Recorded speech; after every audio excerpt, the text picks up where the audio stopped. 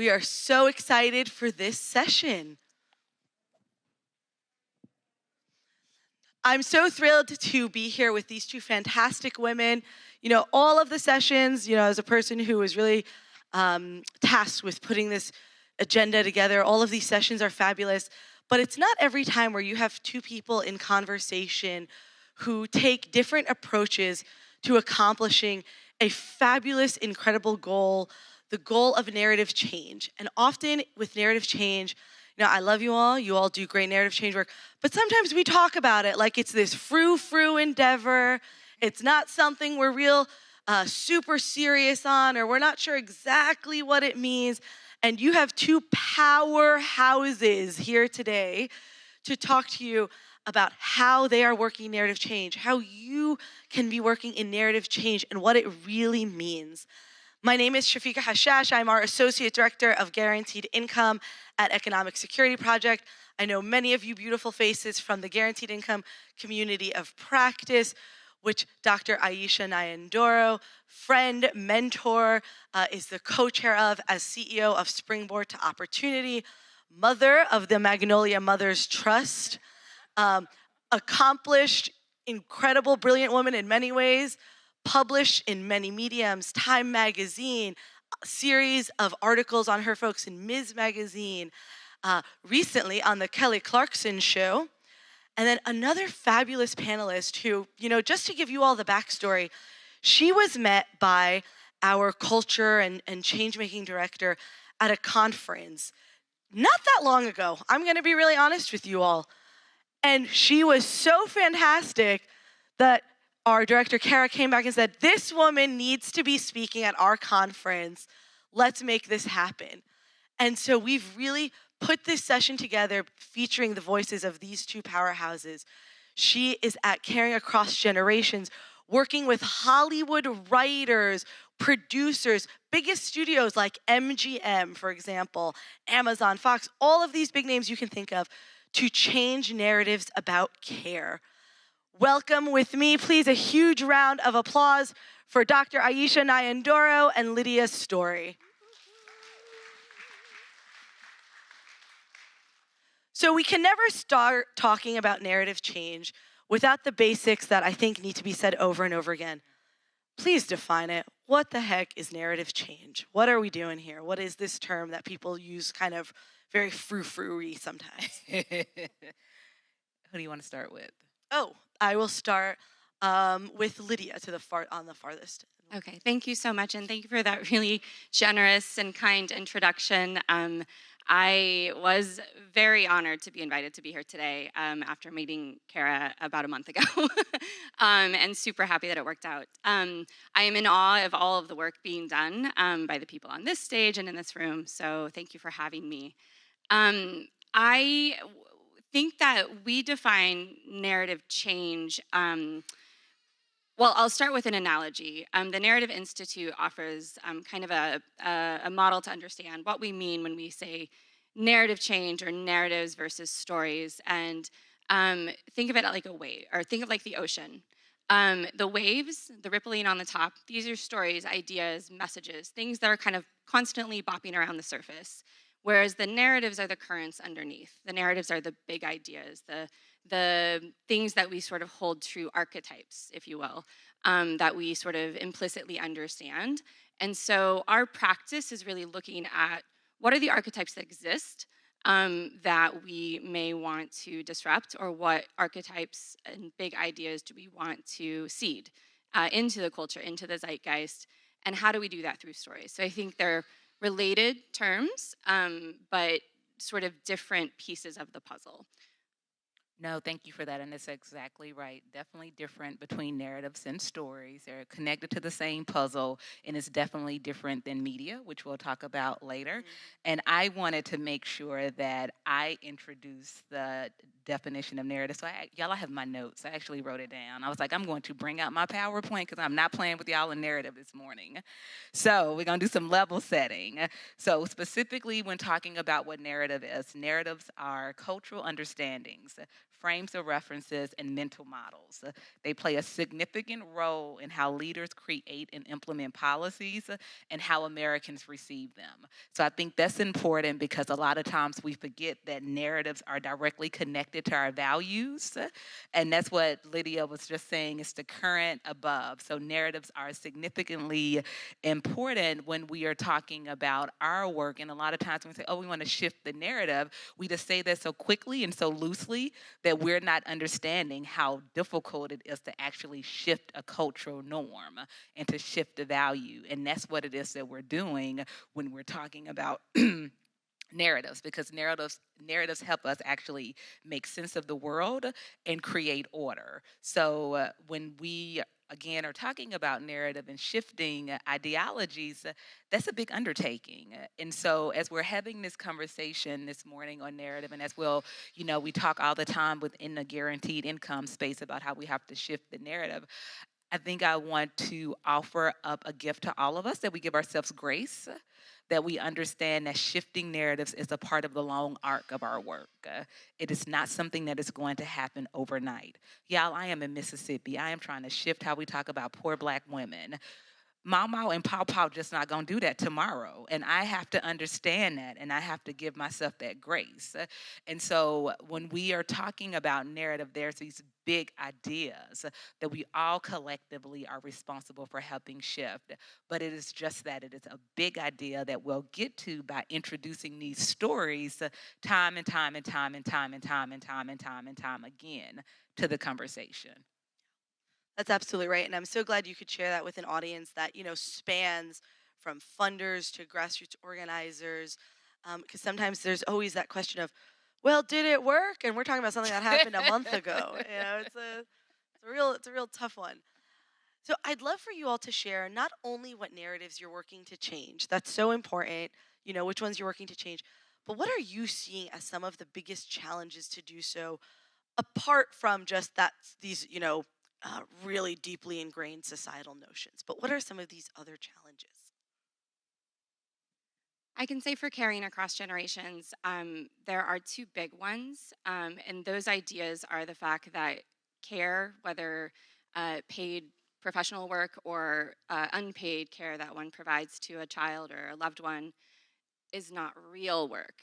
And that's not valuable work. So that's one big sort of societal narrative that we really are working toward changing. It's very relevant to the conversations here today. The other one is that care is an individual responsibility, something to be undertaken by families of their own accord, individual people. If you have care responsibilities or needs, it's on you to figure that out. Whereas, in fact, what we know, as we all know and has been said in different ways today, care is something that we all experience across our life in different ways, whether that's caring for a child, needing to receive care for disability, for illness, for recovery from an injury, whether that is as we age. So it is a universal issue, and so we are working toward seeding the narrative that care is actually a collective social issue in need of collective public solutions. And Aisha, you talk and share so much with our community about the narratives you want to change, but you also really do a fantastic job, and this came up when we were even prepping for this, but talking about shifting narratives and doing so, and you both talked on this, but doing so without simultaneously reinforcing those same narratives. Can you share some of that with everyone? Yeah, I think that's the work of all of us, quite frankly. I think a lot of times when we are doing narrative work, we have a tendency to get defensive. And in being defensive, a lot of times we end up reinforcing the narrative that we're trying to dispel. And so the way that I go about making sure that I don't become a part of the problem is, rather than leaning into the narrative that I'm trying to dispel, I lead into the truth that I'm trying to tell. So what that looks like, if someone comes to me and says, which I get all the time, y'all, 6 years in, I still get it. I'm like, you've got to be effing kidding me. But if someone comes to me and says, oh, well, how do you make sure that they are not going to use the money irresponsibly? instead of leading with, which a lot of times people do, well, I don't believe that they'll use the money irresponsibly because X, Y, Z. Well, by saying that, you've actually reinforced what it is that you're trying to dispel. And they are not even listening to your response because they are now caught up in what it is that you said. So rather than doing that, I just say, you know what, how about I introduce you to X, Y, Z? And I share a story. And I lean into the truth that I know it is, that the women that I work with are working 2-3 jobs, making minimum wage, and doing everything that they can to take care of themselves and their families. And that also it's none of our business to define how people use their money, and the responsibility is subjective. So, I lean into the truth rather than going into rather than trying to change their mindset about a particular thing, because the reality is, with the work that I do and the work that many of us do of trying to change the narrative on how we talk about first poverty in this country, and then also how we talk about Black mothers experiencing poverty in this country, I understand that since the beginning of capitalism, we have been conditioned to believe the worst about poor people, and we have been conditioned to believe the worst about poor Black mothers, particularly. And in the South, wrap all of that together, you just have a bowl of deliciousness that you are trying to dispel. And so rather than leading into all of the values that I would have to strip back with someone, I just lean with the truth of the matter. And that has been helpful for so many ways with the work, but then also it has been helpful with our moms and helping them see themselves in a way that truly values who they are and who they know who they are and who they know themselves to be. And I really appreciate that, because so often in this space we'll lean into, no, look, the data showed it went to housing, and you've just reinforced this for the person, like, okay, they tracked it. Exactly. It shows this, versus really bringing in that story, centering that story to answer that question. And Lydia, you have a great point on this same, topic around care is hard, and there's no reason to diminish that, but not then reinforcing that care is awful. Can you share that with folks too? Sure, but I also wanted to just piggyback off what you're saying. I love what you're doing in that. Earlier, you mentioned mental models, and I feel like in your response to that scenario, you're actually offering new mental models for somebody to embrace. Right. And that is actually part of the strategy of narrative change, right? To really use the opportunities we have to give people these new ideas to seed different realities in their minds. So to your point, though, Shafeka, about the balance, I feel like that we are often careful about is that we don't want to reinforce this notion that care is a burden. We know, in fact, that people don't find care to be a burden. They actually find a lot of pride, a lot of value, joy, intimacy, depth of human connection and relationships. Not to say, of course, not to diminish that there are challenges. There can be emotional, depending on the situation. It can be difficult physically, depending on the situation. However, it's not the individual person that is a burden. It is the fact that people are not supported that makes it burdensome. Care can be too expensive in this country. Care can be too time-consuming because we don't have enough workforce who are making good livings in order to provide it. So therefore, it's falling on family members to split their time between trying to hold down a job and be there for their child or loved one, etc. But these are not the problems of somebody who needs care. It's not my kid's fault that he needs me to help raise him, right? It's not that is just the job of a parent. What, really? But I think we just have this idea. I was talking about this the other day. This idea was well, you chose to have kids, so if your life's hard, that's your fault. And it's well, actually, let's reframe that, right? Actually, I'd love for you to keep going with that, Sure. that thread. I think people are wanting. I'm wanting you to go forward with that. Keep talking about that reframe. Yeah, I think it's about how do we reframe these conversations, these stories, to not just acknowledge that really the reality is like parents are not supported. We don't have home and community-based services that are easily accessible to all people who need them. We don't have, like I said, a care workforce in this country. So how do we take those opportunities, to do an example like Dr. Aisha offered to like remind people that like actually in X place, for me, it was childcare that sort of sent me down this path.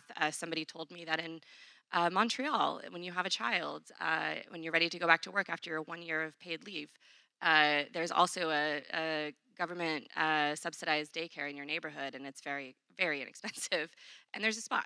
So it just blew my mind. So it's offering a different idea about what's possible, and I think that is actually, when we're talking about narrative change, and we'll get into, I think, the different vehicles for narrative change, which we work in different sort of layers. It's figuring out how do we use these vehicles to, again, kind of inspire people to think about like different possibilities as opposed to just the reality. I think it's when I go back to the balance of like the burden mentality, it's like we don't want to reinforce this burden mentality.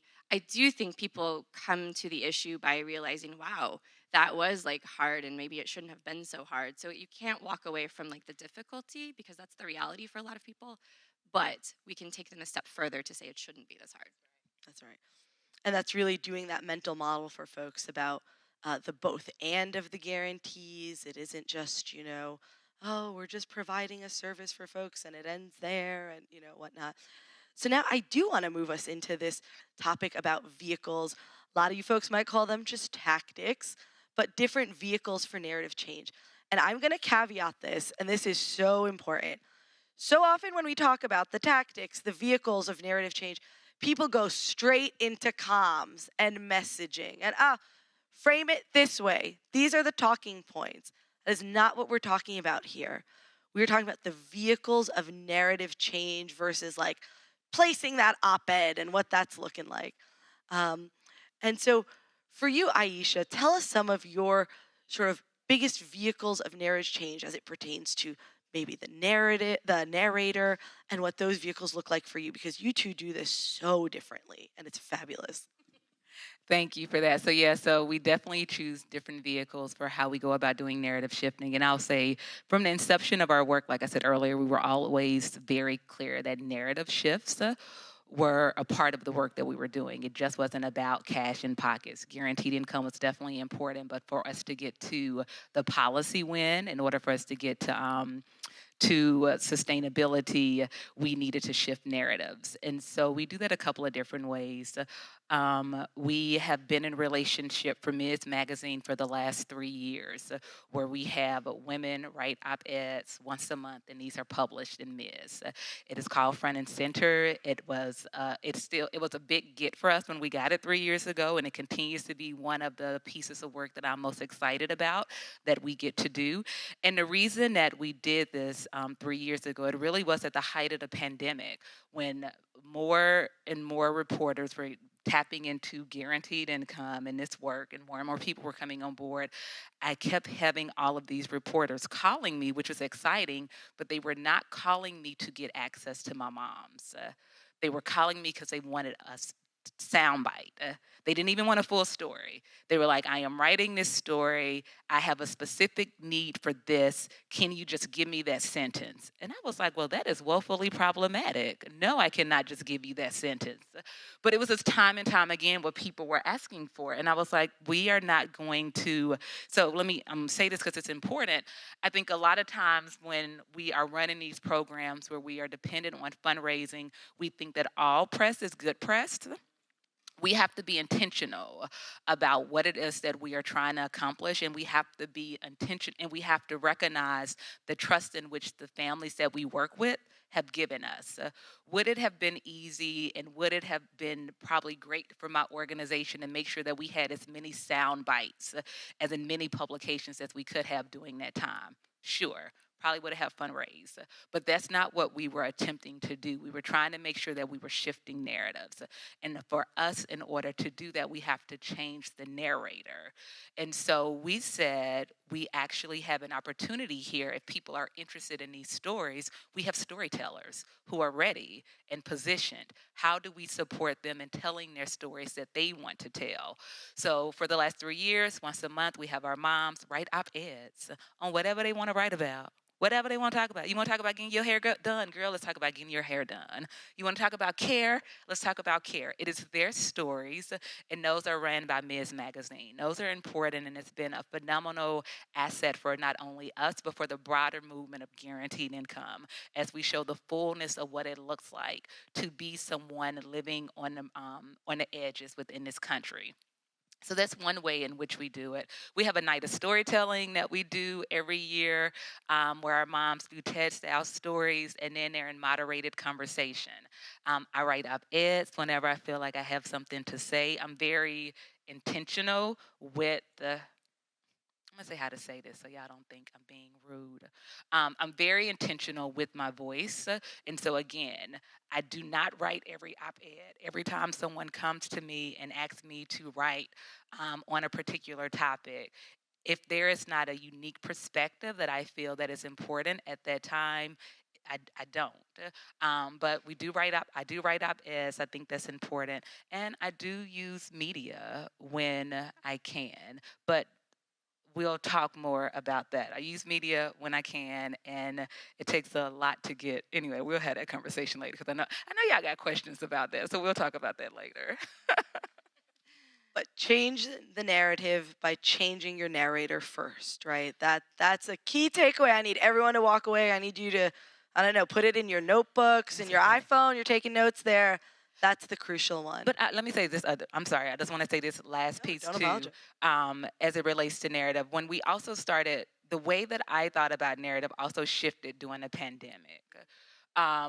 Before the pandemic, in our narrative work, it really was focused on externally. It was like, okay, what are the external narratives about this work, and how do we do our part to shift those? And then the pandemic happened, and then we did not get the child tax credit passed.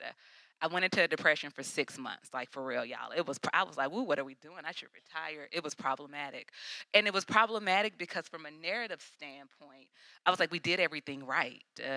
For 6 months, you could not turn on, well, if you're liberal, like if you're not, you can turn on the TV and get whatever you want. But for 6 months, if you're liberal, you could not turn on a television or read a paper or listen to a podcast where it was not various stories talking about how the child tax credit had impacted families' lives. And it was a broad spectrum of families. We had done all of the work of making sure that we had diversity in how these stories were being told.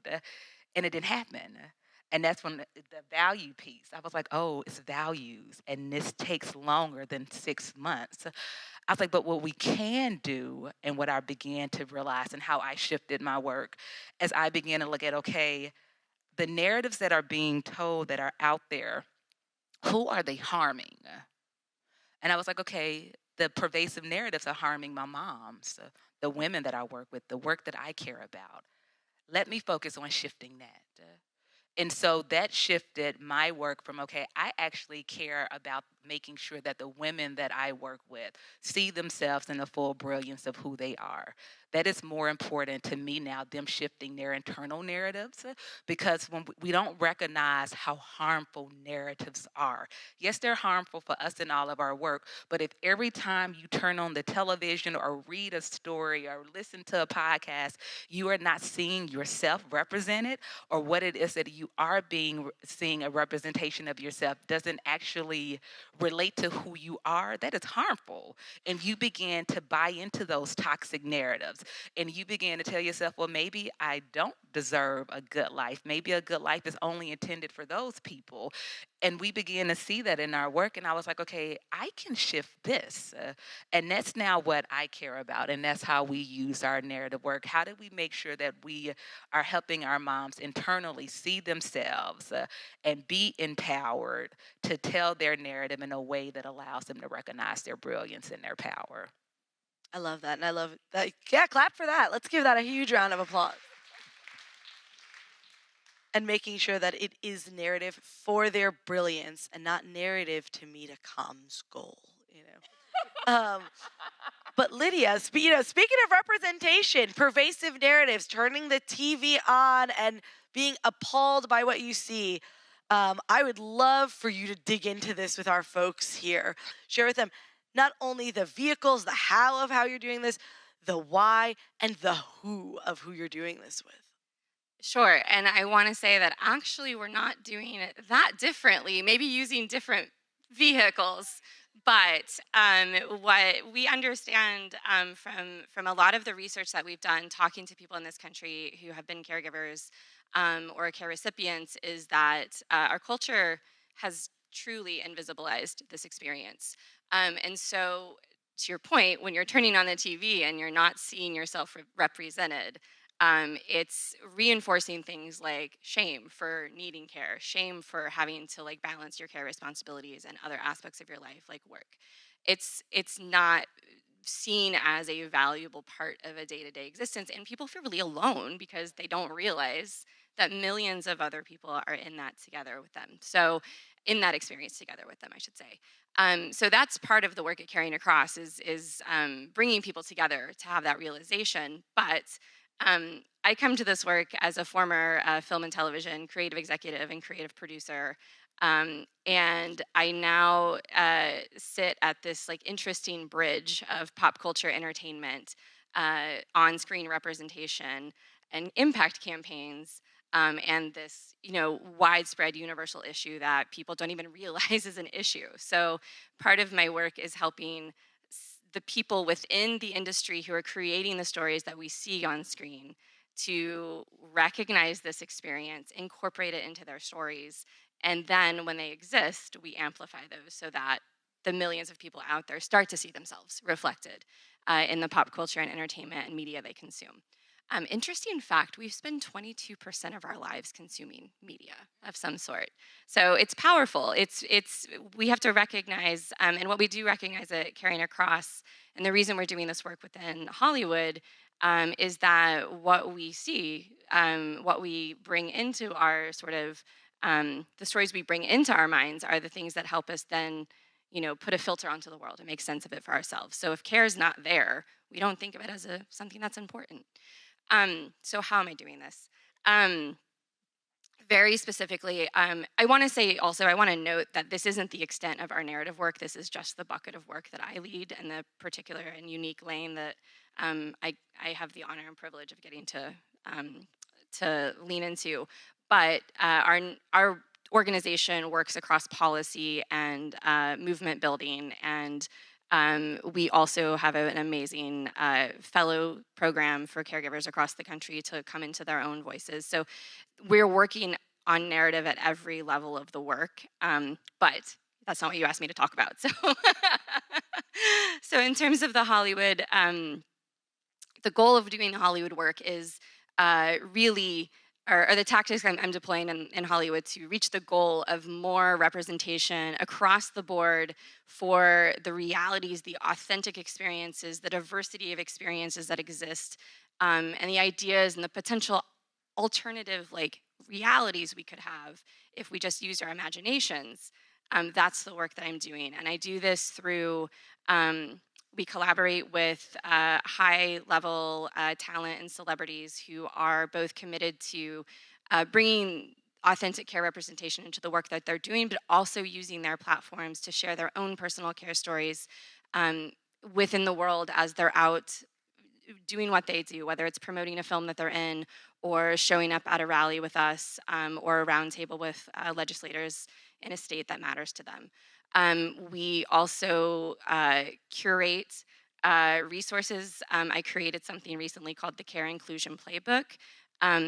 We did, just to back up for 2 seconds, we did sort of a landscape analysis of what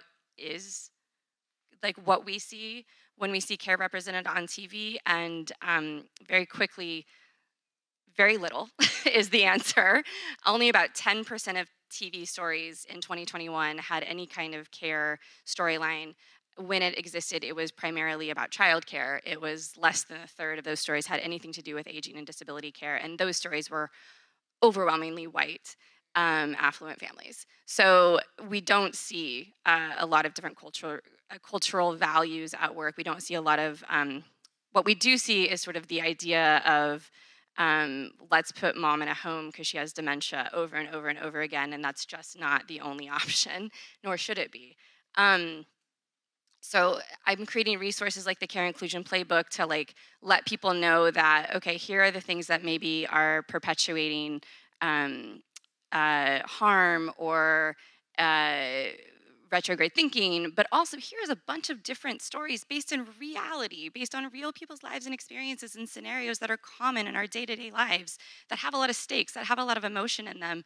Use them in your art, make it more rich, make it more authentic, and help us make sure that people are seeing themselves. And then finally, when people do this successfully, when they are telling these authentic, nuanced, complex stories, we work with them to amplify through impact campaigns. So I have a clip I'd love to share of an impact campaign that we did together with the show This Is Us. And then after we watch it, I'm going to talk about the impact that we found it to have with some research, another research project that we were able to do.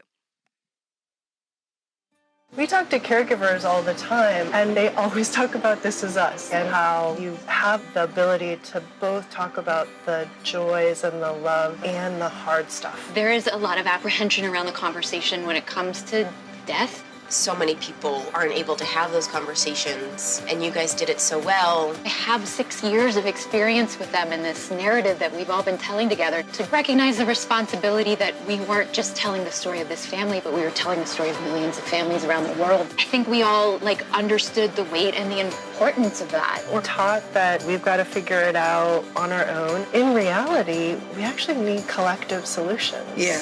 We're opening that door to just have a more nuanced conversation around caregiving in general, around dementia in general. Our show shows people that we are aging. The show's called This Is Us. It doesn't mean like the cast is us. It means all of us.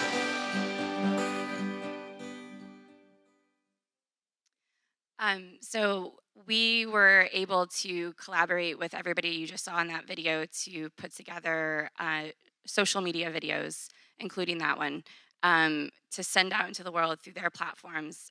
We also did this in conjunction with HFC, who's Seth Rogen and Lauren Miller Rogen's organization supporting caregivers for people with dementia, as well as NBC, the network behind This Is Us. And with all of that, we reached over 3 million people directly through social media.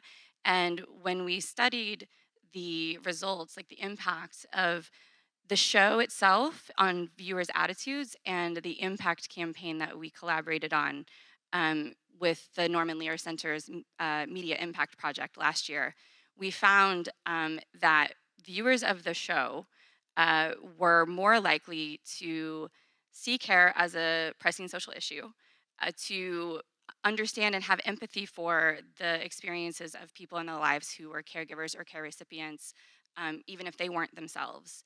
And they were more likely to vote for policies that were care-friendly. The impact campaign that we co-created with HFC actually drove norm change. It caused people to go online, share their experiences, reflect on what they've been through as it relates to care in new ways, and go have conversations openly, which is hugely taboo. We don't talk about what we need or desire when it comes to care. So just to say, the purpose behind our work is to reach people kind of at scale, to bring that representation forward in authentic ways so that people know they're not alone, and that we're shifting mindsets to the recognition that this is an issue that we need to solve collectively.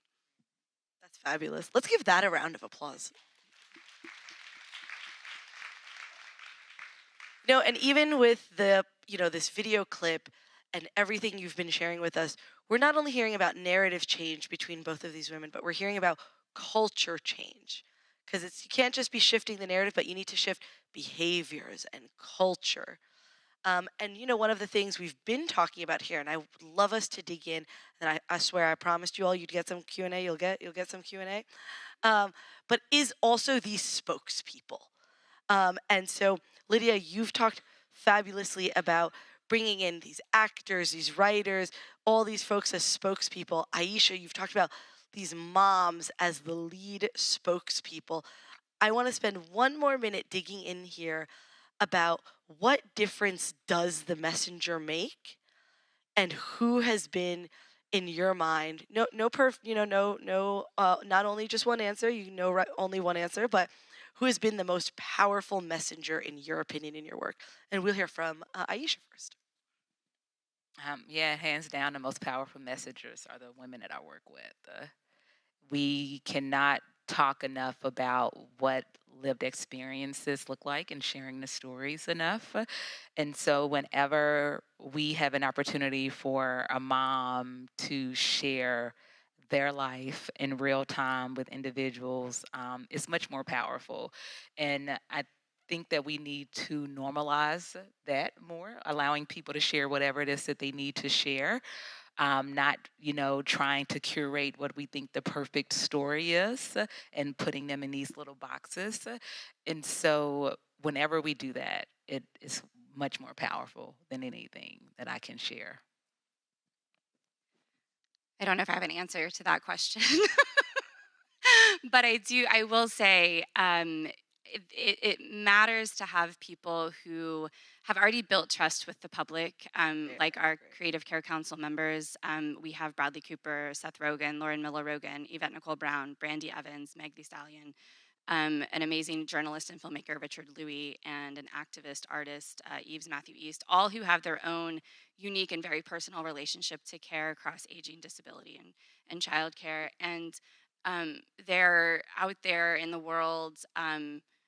It's not about them being ambassadors for us. It's about them letting people know that they're not alone in the experiences around care. And so using their platforms and being able to normalize is the right word. Normalize the experiences, because I think it helps when you're somebody who already has built trust and a rapport, through who you are as a brand, essentially. It opens people's minds to hearing a new idea. That said, I don't think they're the only people who are doing this work, and we've collaborated with influencers across TikTok and Instagram, and we've collaborated with a lot of our care fellows to share their stories with media outlets and with Hollywood. One other example that came to my mind was a salon that I hosted, where I was able to bring in a disabled woman and her entire care team to just sit down and have dinner with a bunch of writers. And 2 of those writers went back to the room that they were working in the next day and pitched a new idea. I had no idea what idea was going to come out of that conversation, but just connecting them made people think about the world differently and characters' lives, potential lives differently. So all of these things are important and impactful. I'm going to laser focus on those 2 aspects, right? The connections aspect, and also laser focus on the messengers that have built trust. These mamas in Mississippi have trust in their communities. Many of these actors, many musicians, have trust not only in the local communities they came out of, but in the communities that they've been building as well. And I think that's so important. And I'm going to steal a minute just to share about, findings that we've shared with folks that I'd be remiss not to reiterate here, which is trusted messengers within the guaranteed income space. Everyone always thinks, run to the biggest, shiniest thing right now, and doesn't think about those trusted local folks, teachers, school counselors, trusted folks who often are the ones coaching the youth sports teams, trusted pediatricians in local neighborhoods. Dr. Mono is a trusted pediatrician here in Flint. But, these are the sectors to think about building, not just thinking about always about, just the business community and the elected officials. Very important, our elected officials. But building folks also who have built up trust in their communities. With that, I'm going to open us to Q&A before closing us out with one final remark from each of our phenomenal speakers. We have a mic runner, so feel free to raise your hand.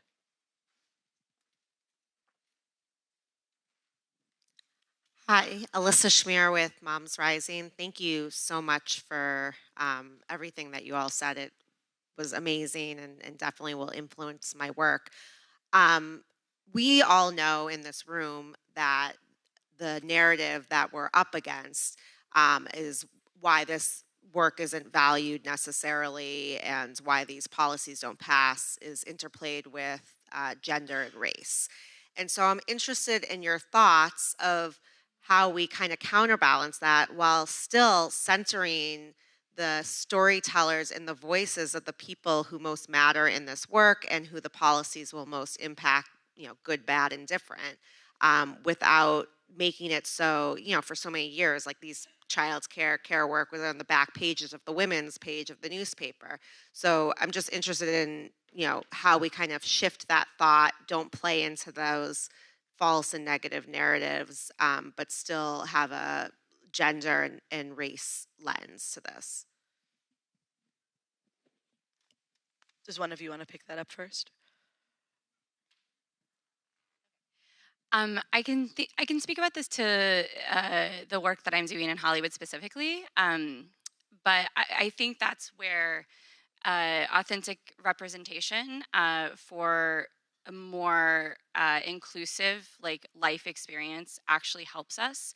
One thing Aijen has said is specifically around care workers is how amazing would it be if there was a very popular television character or even show centered on a care worker who was a woman of color, who's potentially an immigrant, the typical profile of a paid care worker in this country.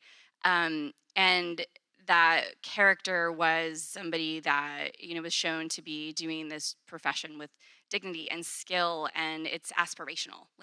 I think we can make, the power of entertainment is that it can make things seem aspirational. And it can help us imagine differently. So that is one example of how we can just move the needle, I think, with storytelling that's more authentic and inclusive. And as an anecdote, I worked with the actor Stephen Yeun on a project. If you watched The Walking Dead, he was Glenn. And he shared with me that he was, I think, the only Asian American cast member of the show, and he experienced some sort of online vitriol at the start of the show, but because he was the everyman, people related to him and his journey and his emotions. By the end of his run on The Walking Dead, he was the most beloved character. And that just really stuck with me in terms of when we tell authentic, nuanced, real stories in our entertainment content, it creates empathy with people that otherwise may not immediately identify with you. And it can actually change our minds about how we see each other. It helps us cross those boundaries. Can you ask the question again? Because actually I'm trying to make sure I answer the question correctly.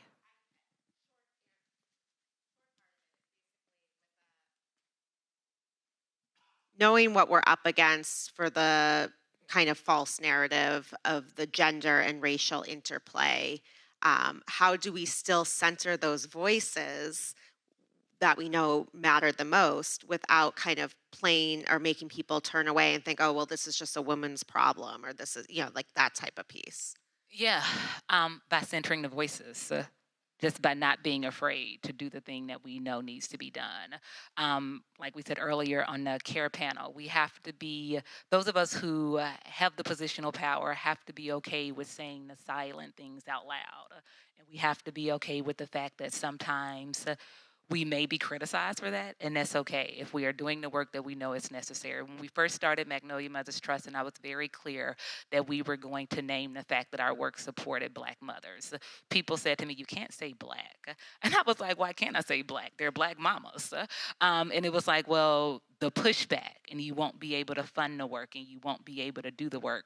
So many times those of us that have spaces or positional powers are afraid of the no, that we stop ourselves. So we don't even need the opposition. We stop ourselves. So if we know that centering race and gender in the conversation around equity and why we don't have equality is what needs to be done, we have to be willing to do that. And we also have to stop operating in this mode of false narratives of fear. And if we get called out, we get called out for doing the right thing. Perfect example, I had an article, an op-ed in Time last week about what happened with the Fearless Fund. The number of allies that called me and said that I should not have written that article because we were actually putting a target on ourselves was phenomenal. I was like, are y'all clueless? They're already coming for me regardless. So me not naming the thing that needs to be named is not going to solve the problem. It is going to make me complicit, and my complacency will make me a part of the problem. And that won't happen on my watch.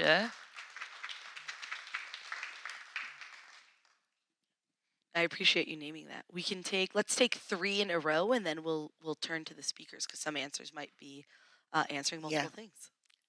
Hi, Shafeka. Margaret Prescott. Hi, Margaret. Hello, with Care Income Now and Women of Color in the Global Women's Strike. And I have to say, I'm really delighted to be here in this conference because back in 1975, when I co-founded Black Women for Wages for Housework and talked about the value of caregiving and the fact that we should be getting a wage for it, trust me, you think it was crazy now, back then it was seriously crazy, okay? So to see that work progress over the years and have a conference like this is just fantastic.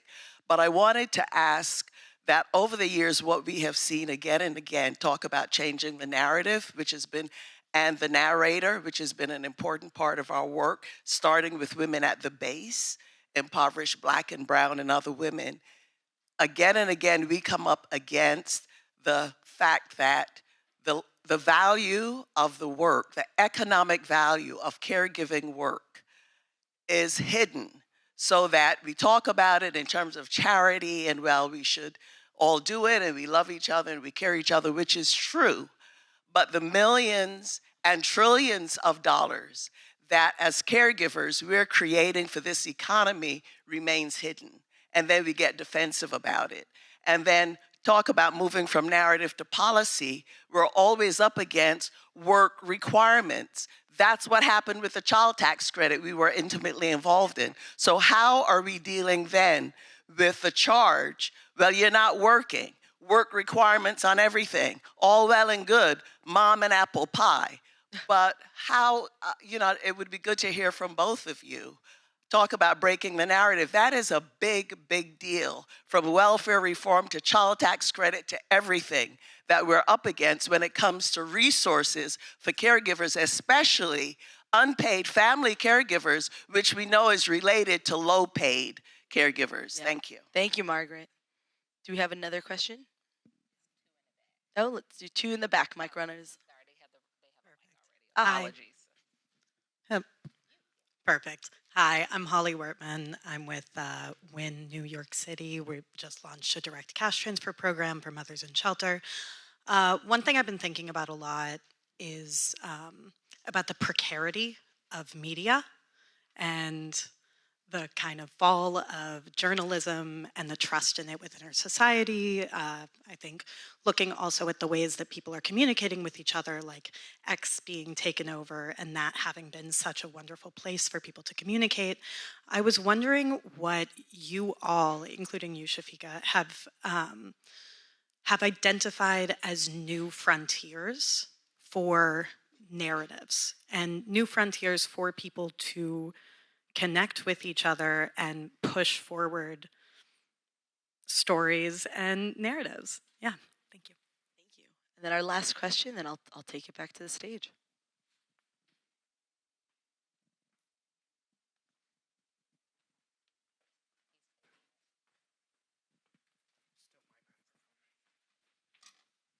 Thanks.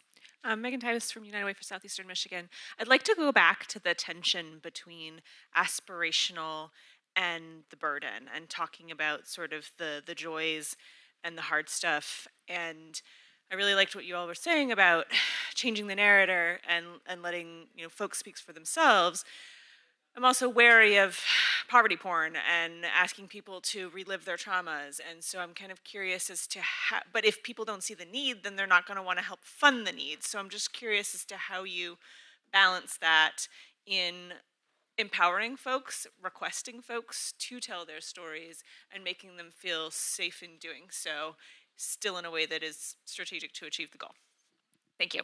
So I'll restate, it's, breaking down the narratives of work requirements, work in big quotation marks, making sure we're not reinforcing these pervasive negative images about poverty and actually harming folks while centering them in narrative, and the question about new frontiers of narrative, as a lot of trust has been degraded over this last couple years.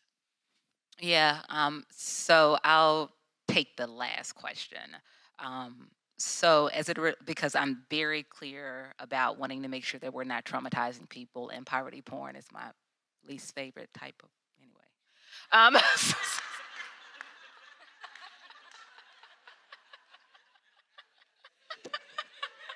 I don't know if we plan on that sentence being on the stage, folks, but you heard it. We're only halfway through the day. So the way that we very intentional about making sure that we're not becoming a part of the problem. So with our work, we actually have a storytelling lab, and our moms get to opt in if they want to be storytellers. So we support them in becoming storytellers. We recognize that storytelling is a gift, and have to be able to be supported in doing it well. Sometimes it takes support and training. All of us have been trained in lots of different things, whether or not we've had fellowships or learning events and those things. So we have a storytelling lab that our moms can opt into, and we never require our moms to tell their story. A lot of our moms actually ask to share various aspects of their lives as a part of the beauty of guaranteed income. And when you're no longer operating in that space of scarcity, you're able to look around and see the things that are happening in your community, and you begin to ask questions about why is that so. And when we tell them, oh, well, that's so because that's a system that needs to be fixed, or that's a failed policy, they're like, okay, well, do they not understand XYZ? And I'm like, no, they don't understand XYZ. Well, someone needs to tell them, okay, you go tell them, let's go. And so that a lot of our moms ask for that. So we just support them in doing those pieces. It's never, you have to, it's never a requirement. It goes back to that canned cookie cutter story that so many of us have seen, where reporters come in and like, we want a poor child riding a bike because I am trying to talk about this. Let's not do that. So yeah. There are a lot of questions. I have a lot of thoughts. I'll try to be succinct though, because we're at time. I was gonna say so many thoughts and zero time.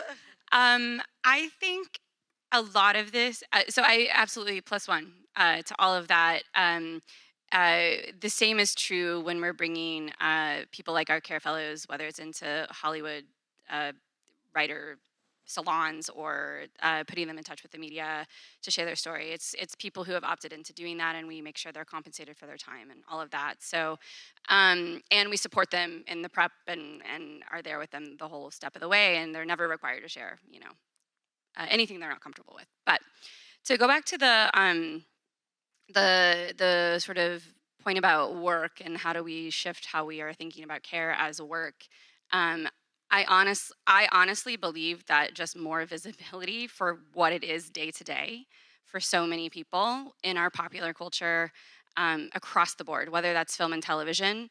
Moms Rising, actually, you all did a study, I think, and found that a very high percentage of TV families who have children never show what's happening.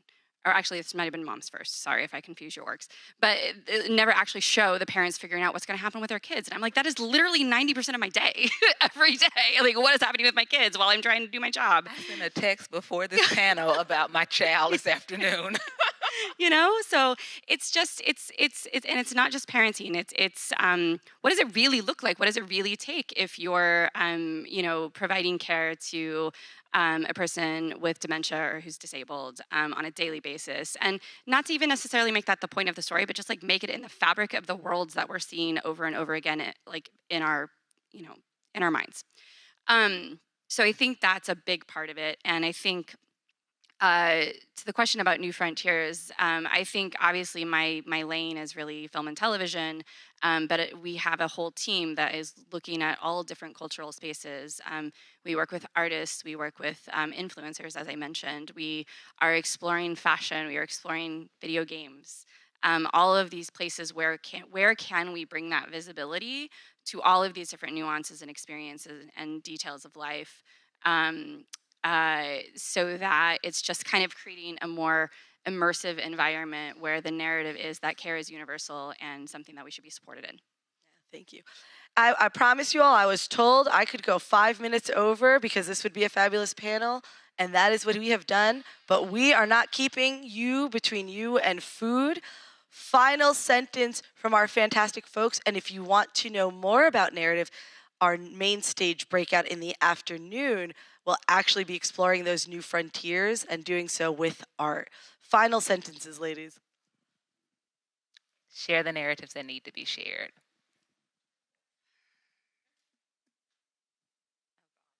I can't top that. No, change the world by changing the narrative. Huge round of applause for these fantastic narrative change makers in society. Thank you all. Please, there is food outside. We will be back at 1 for the governor's address. Go enjoy lunch.